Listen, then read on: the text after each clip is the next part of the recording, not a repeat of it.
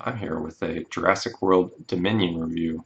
There's kind of a lot of things to talk about when it comes to this movie. There's the movie itself, there's my experiences with this movie, and then there is the commentary in and around this movie. And I guess stuff about the pandemic too, so there's a lot to talk about. This was one of the first big movies coming out of the pandemic, which doesn't feel like a true thing, but I guess it is. Like, we really weren't this was like one of the things that was being marketed as like, hey, come back to the movies, come watch this big budget movie that we kind of haven't been able to release in theaters in a way that makes a ton of money until now, where the pandemic's a lot better than it used to be. So that just seems like such a foreign concept now. Like, the pandemic was just the peak of the pandemic seems so far away at this point in time. Of course, pandemic's still going on, so it is what it is. But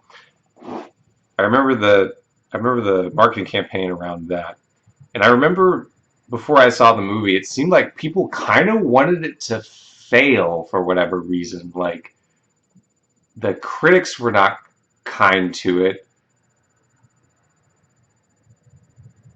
and it just seemed like people expected it to do bad. I think some of the estimates on how much money it would make were even not particularly optimistic of it, and it kind of overperformed those expectations.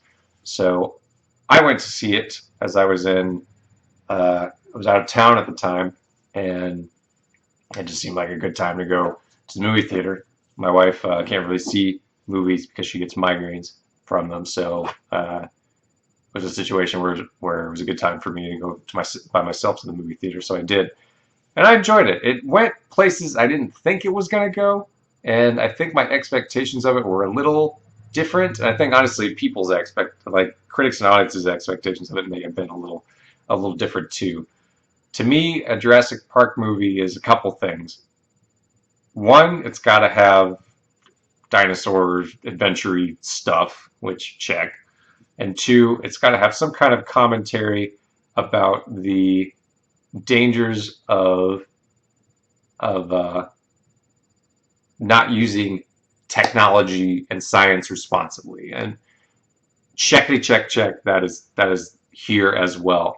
I kind of thought the villain would be Henry Wu, but it didn't really go down that route. He kind of had a redemption story, and I didn't think the Jurassic Park biotechnology being open source, which is essentially what was happening by the end of this series, would result in the problems that happened in this movie.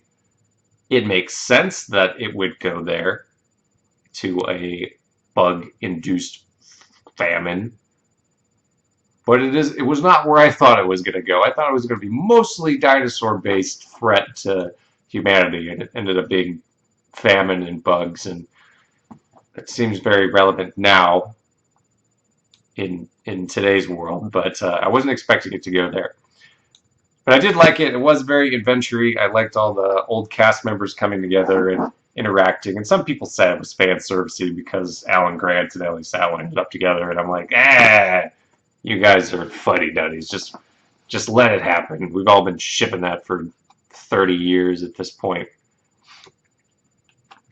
I liked some of the new characters that were introduced as well. So it'd be interesting to see if those carried on to eventual future movies in the Jurassic Park series. I don't know if that's going to happen, but I did notice that it's a surprisingly bloodless Jurassic Park movie. Like, there's a couple people that get it pretty good in the beginning. Like, there's a rando in one of the locations that gets chomped pretty good by some large dinosaurs, which I've come to learn was like somebody won a contest for that to happen to them in the movie. But you get to a certain point where there's so many like important characters that aren't going to die, that they have like plot armor, and there's not a whole lot of tension in thinking any one of them is something bad is going to happen to them. So that part could have been better, but very nostalgic romp through the Jurassic Park universe with characters I liked, and that's pretty much all you can ask for. I did enjoy the villain in this one, which I guess was Dotson from the original movie. At this point, he had kind of transformed into a I'll call it eccentric tech billionaire. Which eccentric tech billionaire he was drawing inspiration from is up to you. I felt like there was a lot of Steve Jobs in there, which I'm sure that Steve Jobs' estate was not thrilled with, but I definitely saw it. I liked that guy's performance as Dotson. There were some fun new dinosaurs in this one. Some of them I enjoyed Dimetrodon finally being in there. I enjoyed Therizinosaurus. I think Therizinosaurus, every scene that one was in was something new and different and exciting, and I really appreciated that one. I was not as much of a fan of the Giganotosaurus. I felt like it was just kind of like, oh, this is our new, better than T-Rex, T-Rex. Like it wasn't visually different enough for me to care all that much about it. Like Spinosaurus seemed like something different and scarier, and Giganotosaurus just seemed like this is our stand-in T-Rex because T-Rex is now the good guy in the series. So kind of gotta deal with it. But I think the more it focused on Therizinosaurus, the better it could have been. But it was pretty fun. It did end up doing very well. It did about $1 billion eventually, which would be disappointing if it wasn't for the pandemic and it wasn't for people not just getting back into theaters and it wasn't for the early critical response that was not so kind to it and did not expect it to get anywhere near $1 billion. I imagine it's probably a little disappointing compared to some of the other movies, but I think I liked this one more than Fallen Kingdom. It felt like a Jurassic Park movie again.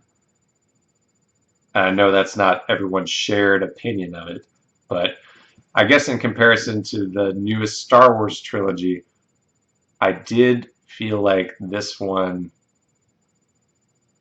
I think, did a better job, in my opinion. Like, I very much enjoyed 2 out of the 3 of these Jurassic World movies, and even some of the second one.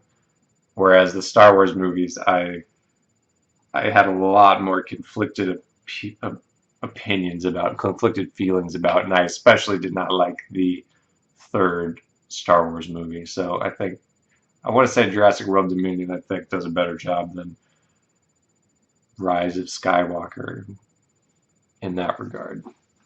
Let me know what you think about it. It's been a while since this movie has been out, so I'm sure the box office number might have made people respect it a little bit more.